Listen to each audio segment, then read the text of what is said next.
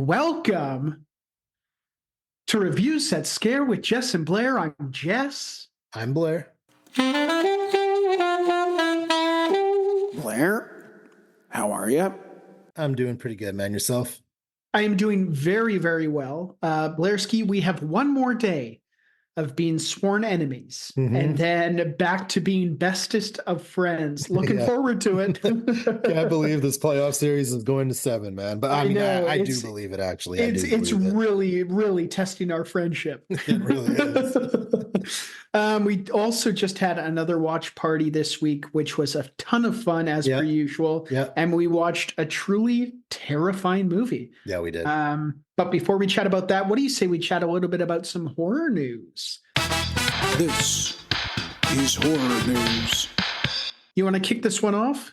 Yeah, so The Strangers Chapter 1 is now officially out. Yeah. And I went and saw it already. It's a good movie. To me, the original and the second one, Pray at Night, are both better. Okay. Both of them are better. So don't be expecting much. It's pretty much the exact same as the original, done a little differently and not as good.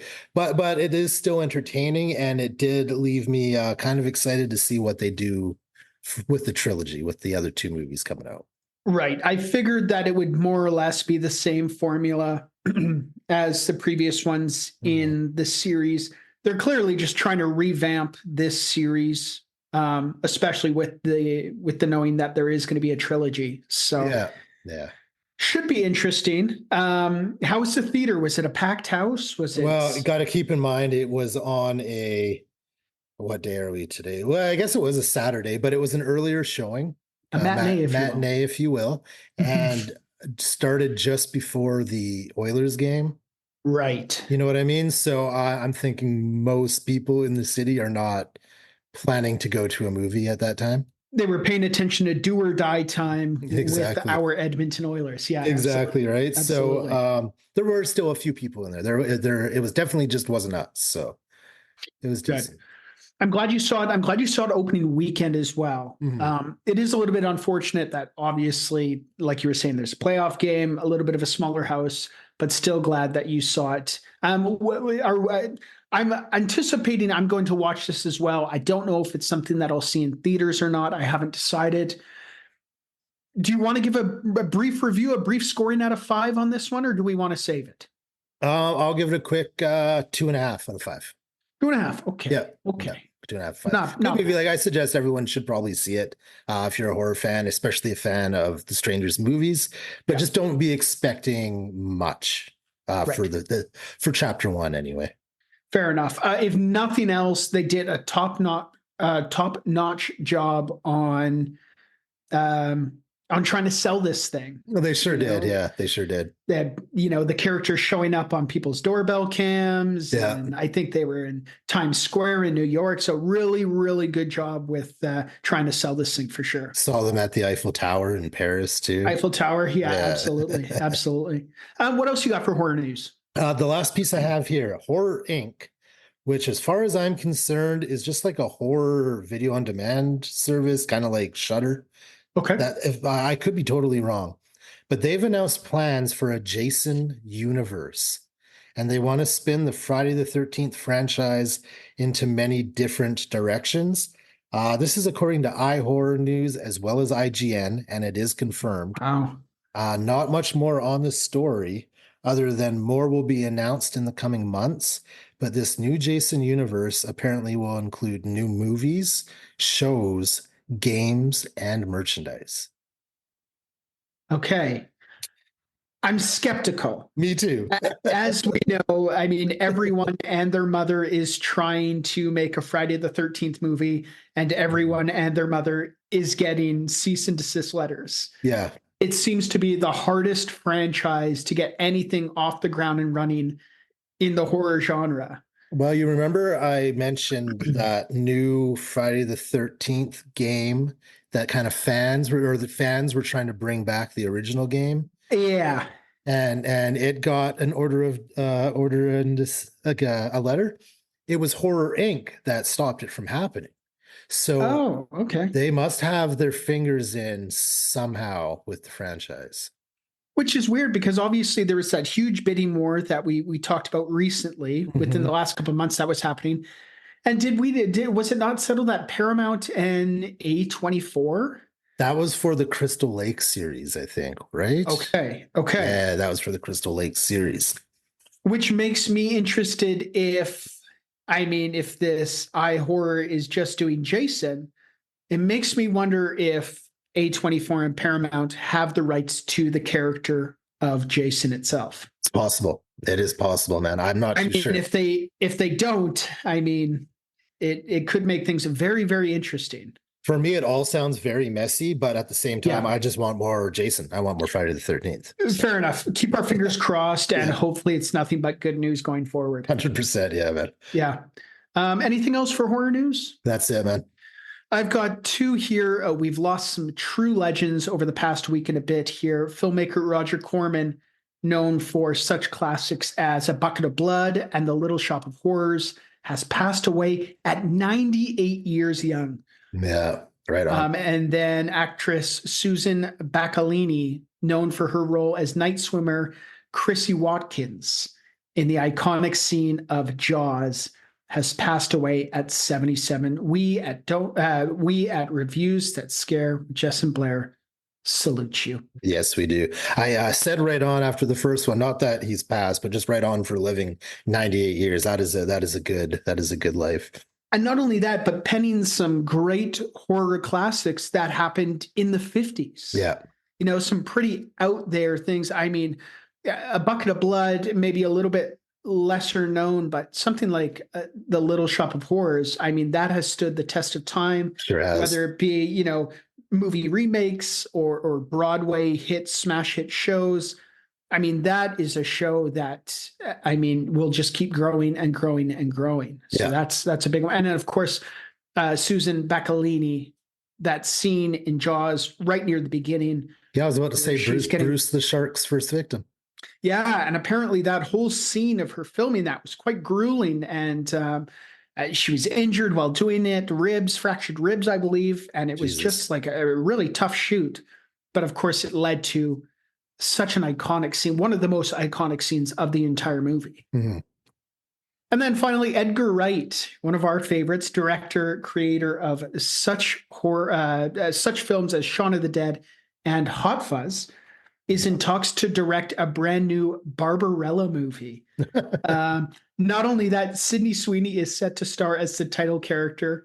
Barbarella originally came out in 1968 and starred Jane Fonda in, I think it might have been one of her first, if not her first, films. Okay, but that wouldn't surprise me. Barbarella is pretty out there. So that should be really exciting. Edgar Wright, Sydney Sweeney is huge right now. And then Edgar Wright is just so much fun.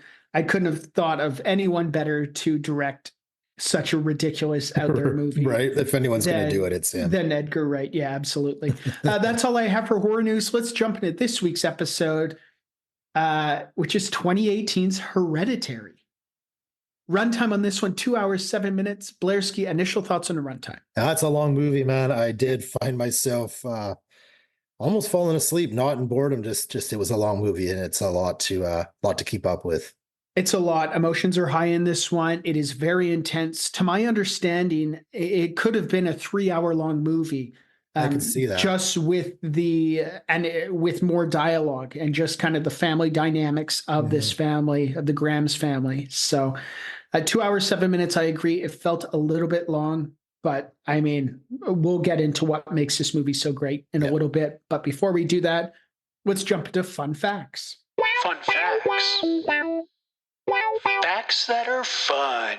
Blairski, you got some fun facts for Hereditary? So just a couple. My first one is that on Anzac Day in 2018, Anzac Day is Australia's equivalent to our Memorial Day, Okay. Remembrance Day, something Remembrance like that. Day.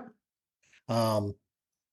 The trailer for this film was accidentally shown before the PG family-friendly film Peter Rabbit, with upwards of 40 kids and like their parents in the audience at the time, and caused brief panic in the theater. Oops, a daisy. Yeah, right. I thought that was Wow. kind of a fun fact for sure. The last one I have is this was Millie Shapiro's cinematic debut. Before this, she was an actress on Broadway, even winning a Tony Award for her performance in Matilda the musical, which is Yeah, she pretty starred cool. as Matilda, which is Yeah, pretty that's fantastic. pretty awesome stuff right there. And she was one of the guests at Calgary HorrorCon last Last year. year, she was. Yes, she We was didn't indeed. stop to chat, but we did see her. Yeah, went by her Pretty great. table. Went by her table a couple times. Yeah, absolutely. Absolutely. I've got a couple fun facts here. Toni Collette has called Ari Aster the most prepared director she's ever worked with. I could see it. It's pretty, and I get it. This is Ari Aster's directorial debut. And I can imagine he seems like the kind of person who would want all of the I's dotted and the T's crossed. He would want everything done so that there's no waiting about. Let's get in, let's get out. Which I mean makes sense. My next fun fact is this movie was shot in 32 days. Yeah. Which is not a whole lot of time at all. So clearly he had everything in order. Do you remember how long shooting was for Midsummer? That I don't know, but I can imagine it was probably around the same amount of time. I was about to say that. I feel like he nailed that one off pretty quick as well. Yeah, and these are not small pictures. I mean, these are big movies, or at least stylistically, they're big movies. So to knock those out in, a month, a little bit over a month, Yeah. it's pretty extraordinary. Yeah. The interior of the Graham's house was built on a soundstage in Utah, which is pretty cool. Alex Wolff and Millie Shapiro knew each other prior to filming. They went to school together. Oh, cool. Kind of cool. Originally not intended to be a horror movie. This one was just going to be a family drama. And then as they were working on it, more and more ideas were coming out. I mean, it worked out, but it kind of is cool. If this was a family drama, obviously Midsummer would have been his first horror movie. Yeah. But this one is most definitely a horror movie. Yeah. And this one, we'll talk about it in likes and dislikes, but it contains 85 minutes of music. Pretty fantastic. It's awesome. Let's talk about the fine folks who worked on this film, shall we? We shall. This one directed by Ari Aster, directed Beau is Afraid with Joaquin Phoenix, and of course, one of our favorites, Midsummer. Love that movie. So good, man. Also written by Ari Aster, who wrote the aforementioned movies, Beau is Afraid, C'est la Vie, and Midsummer. This one's starring, I'm going to just go over the Graham family households. We have, obviously, Toni Collette is Annie, also starred in 2019's Knives Out, 2006's Little Miss Sunshine, 2002's About a Boy, 1999's The Sixth Sense, and in 36 episodes of The United States of Terra, just to name a few. Blairski, I'm not going to lie, 1999's The Sixth Sense gave me nightmares as a child. Me too. Me too. Did it ever, man? A scary, scary film. Millie Shapiro as Charlie also starred in Splitting Up Together, Monkey Bars, J.J. Villard's Fairy Tales, and as you had mentioned, Matilda in the original 2013 Broadway run of Matilda the musical, which she won a Tony for. Gabriel Byrne as Steve also starred in 2002's Ghost Ship, 2005's Assault on Precinct 13, 1998's Quest for Camelot, 1995's Dead Man, Jim Jarmusch, Johnny Depp, cool movie, 1995's The Usual Suspects, and 1998's Enemy of the State, just to name a few. This man's resume goes on and on and on and on. And then finally, Alex Wolff as Peter starred as one half of the Naked Brothers band. He was in Jumanji, Welcome to the Jungle, and Jumanji, The Next Level, which I didn't hate. No, no, I didn't either, actually. That's my hot take. Also starred in 2021's Pig. I believe Nicolas Cage was in that one. 2021's Old, and 2023's Oppenheimer. Oh, okay. I remember him as Old. for sure. Yeah, definitely an old. I was trying to remember him in Oppenheimer, but that cast was just so big. Yeah. I mean, it seemed like everyone was in Oppenheimer. And then finally, this is exciting. I didn't know this, I don't think. He'll also be in the newest A Quiet Place, Oh, right on. which is really, really cool. Yeah. Synopsis for 2018's Hereditary, courtesy of our dear friends at IM, a DB. A grieving family is haunted by tragic and disturbing occurrences. Well, unlike the movie, that synopsis sucked, man. That is horrible. it. That's That is an AI generated synopsis. That is is so just bad. like tip of the iceberg for a synopsis. I was waiting for you to keep going. It's so boring. That doesn't even touch what the movie's. No, and this is a very good movie. That's a horrible synopsis, man. Yeah, I can get if people looked at that and didn't watch the movie first, they'd say, "Well, I'm not interested." Of There's course. so much more to it than that, and obviously, it's rooted in this family that's grieving. But I mean, come on. Okay, this leads us to our next segment, one of our favorite segments, Yep. Kill Count. Kill count. The time of the show we count the kills. Blairski, we got a kill count for Hereditary. We do. We're going with 3 or 4, depending if you count the death of Ellen, the mother of Annie. Right. We don't see her death take place, but we do attend the funeral. We see the body. 4 if you count that. Other than that, it's 3. It is, her death is a very important part of the story itself, is, yeah. even though it's not overly. I mean, it is tragic because she suffered from Alzheimer's and she was a very ill woman. But the movie starts also an with her evil already woman. not being there. Also an evil woman. We'll get Yes. into it. Okay, this leads us to likes and dislikes. Likes, dislikes, likes, dislikes, And everything in between.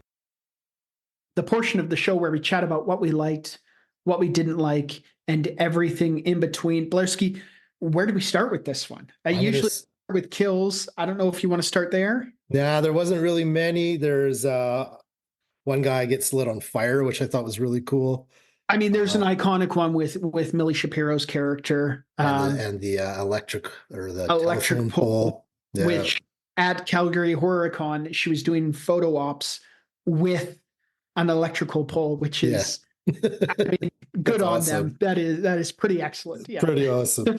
Yeah. But no, I actually wanted to start my likes and dislikes with the acting in this movie. I found the acting in this movie phenomenal. Yeah. Especially the mom played by Toni Collette. Yeah. She was absolutely fantastic. Yeah. Everyone was good in this movie, but she definitely stood out. Yeah, I can just imagine, and I know that Alex Wolff and Millie Shapiro, Ari Aster made them spend quite a bit of time together in character. Okay, yeah. And you can tell. I mean, their relationship is awkward and weird. And you can kind of feel that within the whole family. I mean, all 4 actors in the family roles were perfect. You can tell it's just such a stressed out family. But I agree. Toni Collette, especially the monologue at the dinner scene, absolutely brilliant. And then honestly, good. her back and forth banter between Toni Collette and Alex Wolff is just so great. Yeah. It's such a give and take. Any scene that they're in, it's perfect. Yeah. It's really, really good.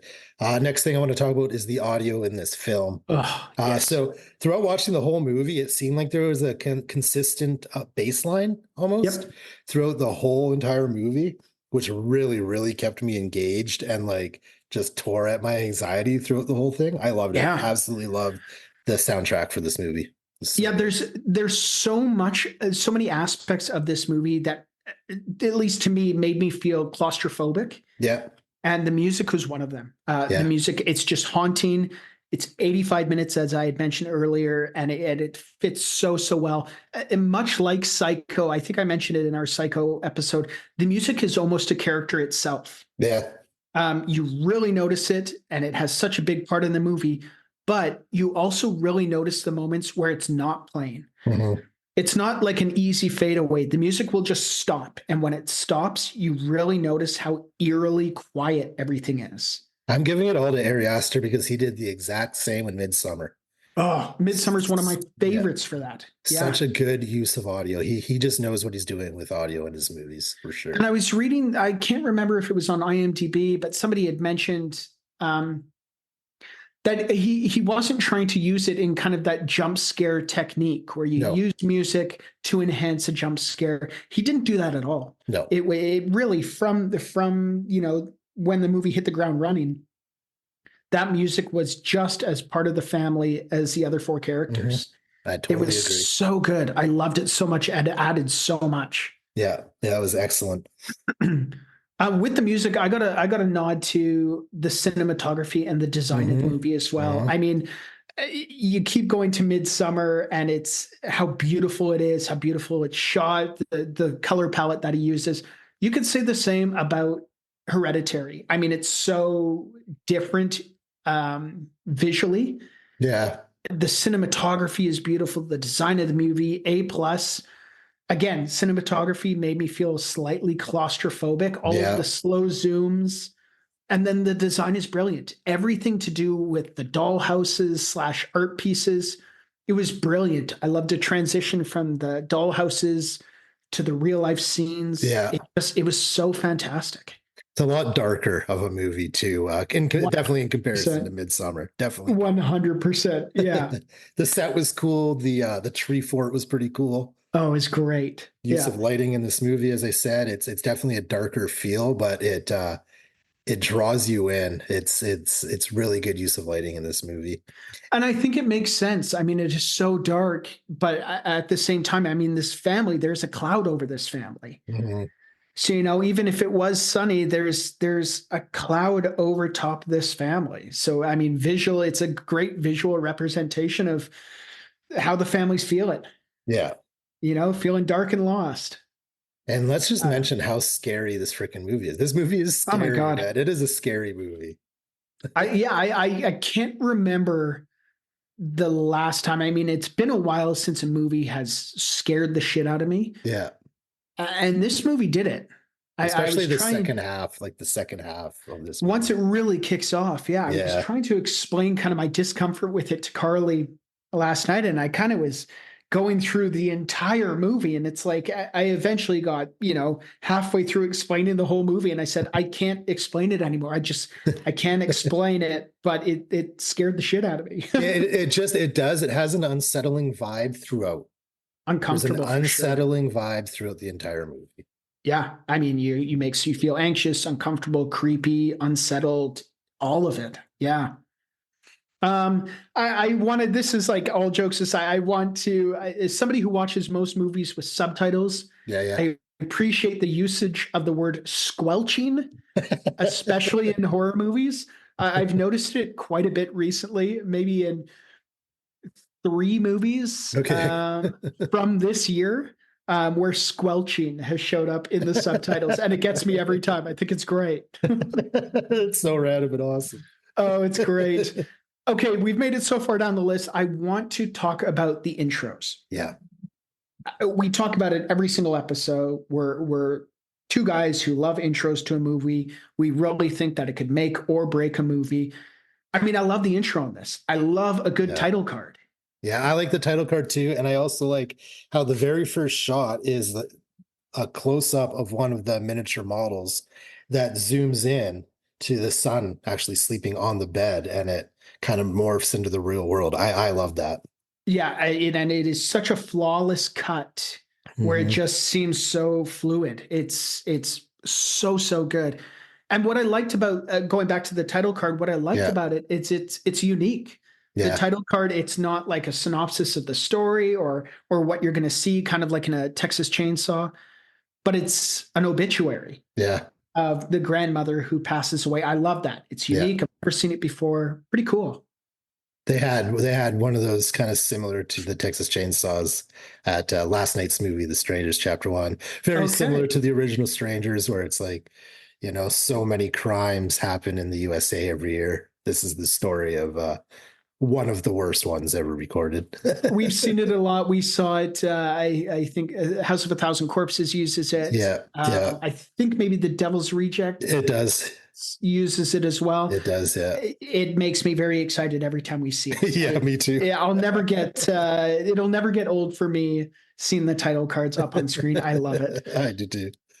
So this movie was a little bit bizarre. Yeah, especially the ending, man. The ending was bizarre, but it was Yeah. creepy. And I just have the ending was bizarre, creepy, and so good. It was. It threw me off a little bit, though, as far as kind of just confusing me a bit. Yeah. You know. It just everything. I felt like if any part of the movie was rushed, it was the very ending, As normally they are. where it's like, let's explain everything really quick and just solidify what we were the point we were trying to make Yeah. in the previous 2 hours and 5 minutes. Yeah. There's one bit, and I don't know if you can maybe break it down for me. And I maybe wrote down kind of what I thought it was leaning towards. The smiling gentleman at the funeral right at the beginning, and then at the house, he's standing in the doorway naked, and he's just smiling, and it's a very uneasy smile. And I don't know who this person is. I just assume that he is a member of the cult that the grandmother was in. Mm. But I didn't really know. And again, he was at the funeral standing in line to pay his respects, and he's smiling ear to ear at Millie Shapiro's character. I don't know the reasoning behind the smiling. I definitely don't know who he is. All those naked people at the ending of the movie kind of threw me off as well. Yeah. But I'm with you. My only guess is that they're all part of the same Members of the cult. Yeah. All members of the cult. It seemed to make the most sense to me. Yeah, fair enough. This movie's great. We talk about practical effects. We talk about special effects, how much we're fans of practical effects. Ari Aster was the same. He wanted to use practical effects as much as he possibly could. Obviously, there was a few things that he couldn't. Let's talk about some of the practical effects.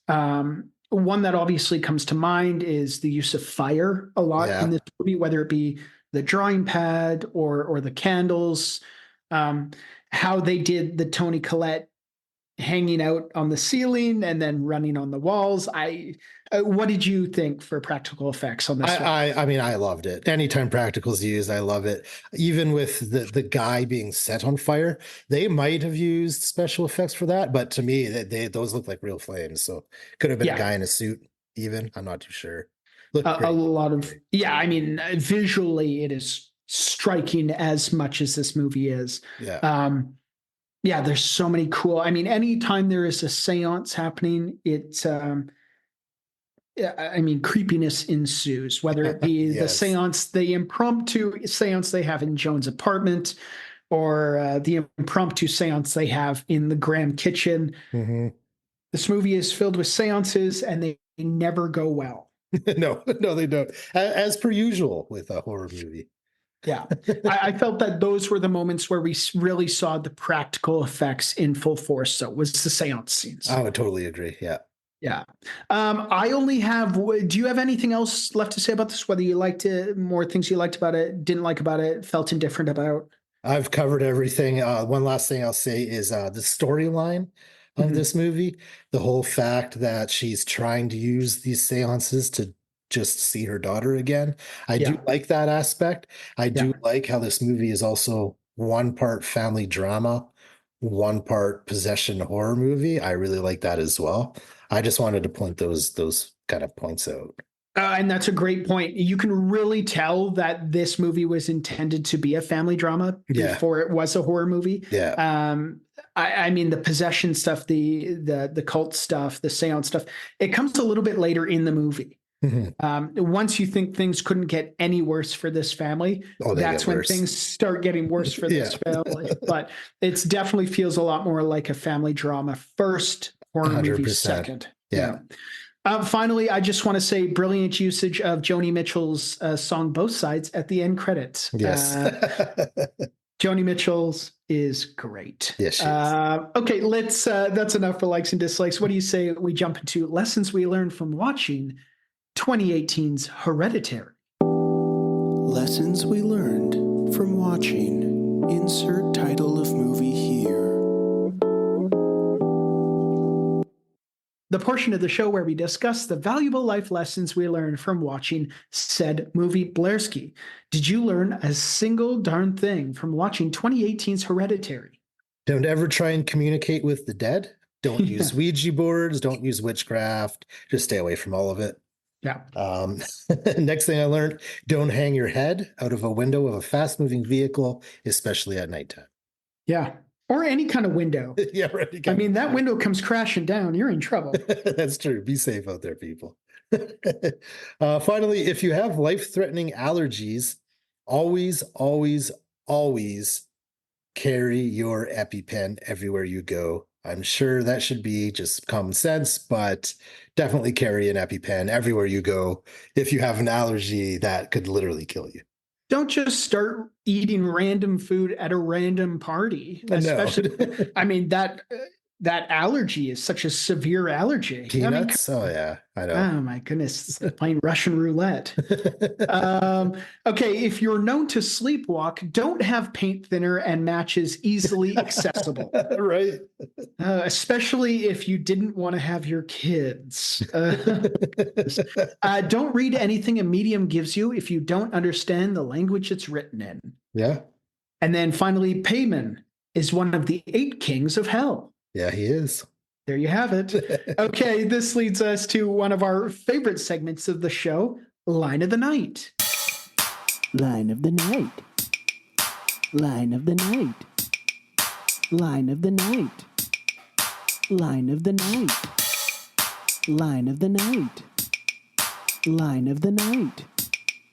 Line of the night. Line of the night. Line of the night. The segment of the show where we discuss our favorite lines from the movie. They might give us chills, they might give us the giggles. All we know is that they are our favorites, Blairski. Yeah, buddy. You got a couple lines? I do. So there's a scene where Annie, the mom, is kind of having it out with her son. There's quite a bit of good dialogue in there. Yeah. My first 2 lines are from that, both said by Annie during that scene. She says, "Don't you swear at me, you little shit. I'm your mother," which is so true and a great line. It's an intense scene. Yeah, very intense scene. And in the same scene, she also says, "All I get is that fucking face on your face." Which probably should have been look on your face, right? But yeah, fucking face on your face. Yeah. Oh, Right. goodness. My final line of the night is "Hail Paimon."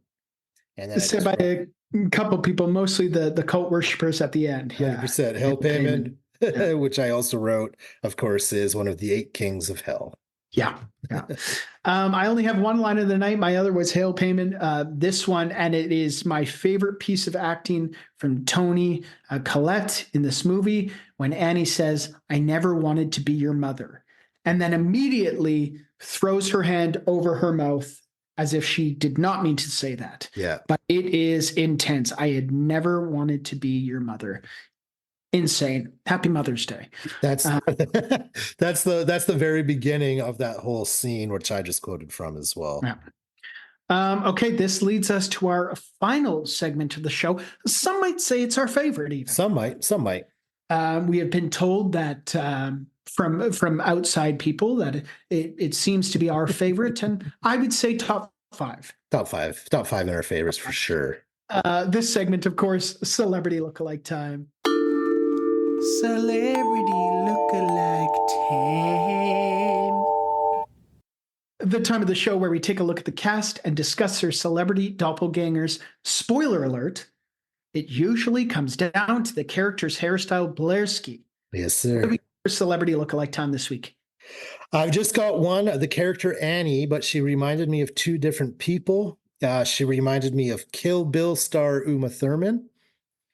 And she also reminded me of her favorite Deadite mother from Evil Dead Rise and upcoming guest at the Calgary Horror Con, Alyssa Sutherland. Nice. Good ones. Good Yeah. ones. I've got 2 here. Peter reminded me of Ted Mosby from How I Met Your Mother. Okay, yeah. And then Steve reminded me of another Steve, that Steve being late night host and Lord of the Rings enthusiast, Stephen Colbert. Okay, yeah. That's what I have for celebrity lookalike time. This leads us to our final rating for 2018's Hereditary Blairski out of 5 tongue clicks. What do you give Hereditary? One of the best horror movies to come out in recent years for sure. Yeah. But I'm going to be giving it 4 tongue clicks out of 5.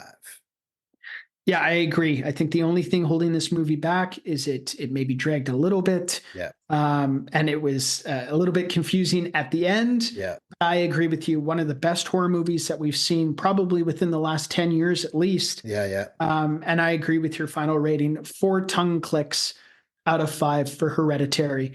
If you haven't seen it, go and watch it. And then also go and see Midsummer. Yeah, but both those are great movies. This has been a fun month. It was a fun watch party. Thank you to everyone who joined us for the watch party. We always have fun with those. Yes, we do. One more movie to review this month. Yes, we do. And I am excited. We have been wanting to review one of this gentleman's films for quite some time, pretty much since we started doing the podcast, and it never really worked out until now. And I couldn't be more excited to watch this movie. But until then, this has been Review Set Scare with Jess and Blair. I'm Jess. I'm Blair. Remember to stay scary. And eat every sandwich. Bye. Bye. Thank you for listening to Review Set Scare. Make sure you check out our Linktree at linktree/reviewsetscare. That's linktr.ee/reviewsetscare, which has links to our Instagram, YouTube, Patreon, Twitch, and many other things. If you'd like to email us, you can reach us at reviewsetscare@gmail.com. Thanks for listening, and remember to stay scary and eat every sandwich. A proud member of Pod Nation TV.